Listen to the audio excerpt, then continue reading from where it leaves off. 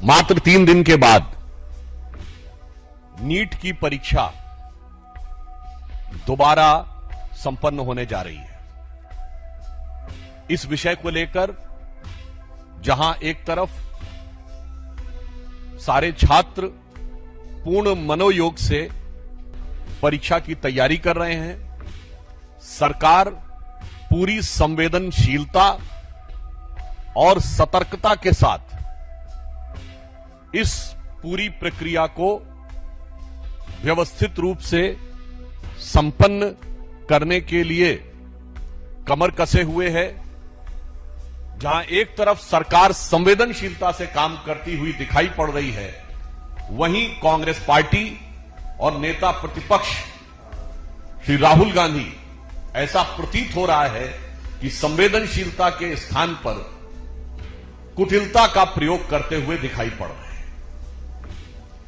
मैं उनसे पूछना चाहता हूं कि यह परीक्षा से पूर्व के आखिरी 72 घंटे, जिस समय कोई भी परीक्षार्थी पूरे एकाग्र चित्तता के साथ मानसिक दृष्टि से तनाव मुक्त होकर अंतिम चरण की तैयारी करना चाहता है, उस समय आप इस प्रकार का आयोजन करके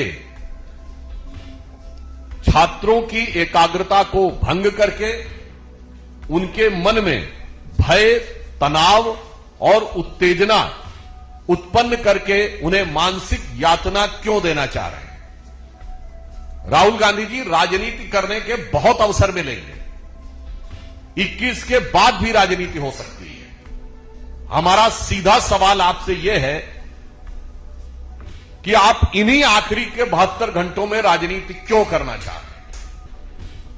और जिन छात्रों को आप अपने साथ ले जा रहे हैं या जिन छात्रों को बुला रहे हैं, क्या उनको आप इस परीक्षा के लास्ट समय में, in the last leg of their preparation, when they need full concentration, you want to create a distraction just in order to fulfill your political ambition? और इस प्रकार के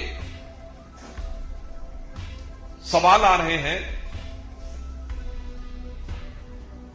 कि जिस प्रकार के प्रयोग किए जा रहे हैं वहां पर छात्रों को लाने के लिए, वो भी बहुत चिंताजनक है। मैं ये भी राहुल गांधी जी से कहना चाहता हूं कि हमने माना कि आप छात्र जीवन में भी असफल रहे, आपने जहां नौकरी की वो कंपनी, वहां भी आप असफल रहे, मॉनिटर नाम की ब्रिटिश कंपनी में नौकरी की, फिर आपने बैकऑप्स नाम की कंपनी में कुछ शेयरवेयर लिए, कंपनी चलाई, उसमें भी आप असफल रहे, नेता के रूप में भी असफल रहे।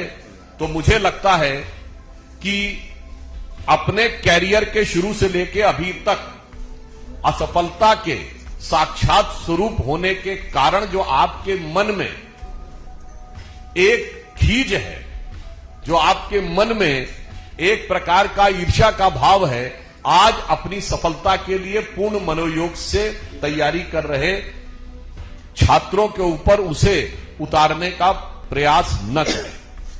कांग्रेस से हमारे 4 सीधे सवाल हैं। नंबर 1, जब दोबारा परीक्षा का फैसला हो चुका है और न्यायालय भी इसका संज्ञान ले चुका है, तो आप किस बात की डिमांड कर रहे हैं?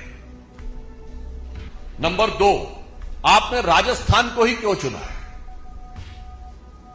राजस्थान वो राज्य है जहां कांग्रेस के शासनकाल में 19 पेपर लीक हुए, आपकी सरकार ने एक पर भी कार्रवाई नहीं की। हमारी सरकार आने के बाद 400 लोगों पर कार्रवाई हुई है उन पेपर लीक्स में। 2.5 वर्षों में राजस्थान में हमारी सरकार के दौरान एक भी पेपर लीक नहीं हुआ है। आपने राजस्थान को क्यों चुना है? कोटा को क्यों चुना है, जहां भारी संख्या में बच्चे तैयारी कर रहे होते हैं? और यहां मैं यह भी याद दिलाना चाहता हूं कि जब राजस्थान में इनकी सरकार थी और पेपर लीक होते थे तो इनकी पार्टी की राजनीति उसमें एक दूसरे से होती थी। पायलट साहब का फेमस बयान याद करिए कि पेपर लॉकर में थे, लॉक से बाहर आ गए, ये तो जादूगरी है। तो अशोक गहलोत जी ने कहा था मैं जादूगर हूं, मैं सब ठीक कर सकता हूं। तो मैं राहुल गांधी से पूछना चाहता हूं, कहीं आपने राजस्थान में, अब कुछ दिन पहले अशोक गहलोत जी ने एक बयान भी दिया है कि मैं राष्ट्रीय अध्यक्ष होना चाहता था मगर होने नहीं दिया गया। तो कहीं ऐसा तो नहीं कि राजस्थान में कांग्रेस की अंदरूनी राजनीति भी एक कारण है जिसके लिए आप छात्रों की भावनाओं के साथ खेल करना चाह रहे हैं।